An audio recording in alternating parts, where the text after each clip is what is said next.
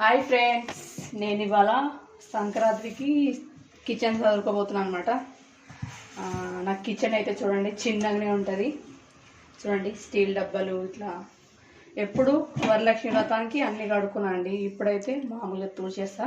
ఒకసారి చూడండి నా కిచెన్ చిన్నగా ఉంది. ఇట్లా నిలబడి తుడిచేస్తున్నాను అనమాట.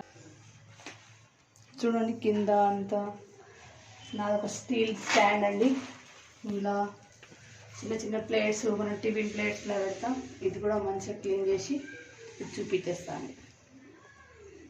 ఇంతే సంక్రాంతికి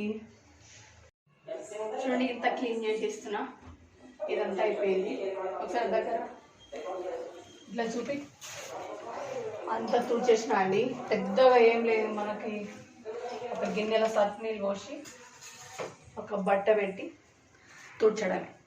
పెద్దగా స్ప్రే చేసి అలా ఏం లేదండి. నేనైతే పేపర్ వేస్తా, ఎప్పటికప్పుడు తీయవచ్చు కదా పేపర్ అయితే.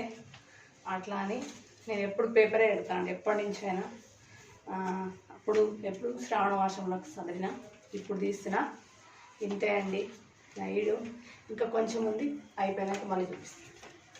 చూడండి ఫ్రెండ్స్, మొత్తం తుడిచేసా, క్లీన్ అయిపోయింది. చూడండి నా కిచెన్ చిన్నగా ఉంటుందండి. ఇంతే నా స్టాండ్ అంతా తుడిచేసాను, క్లీన్. గిన్నెలు అయితే ఇట్లా చదివానండి.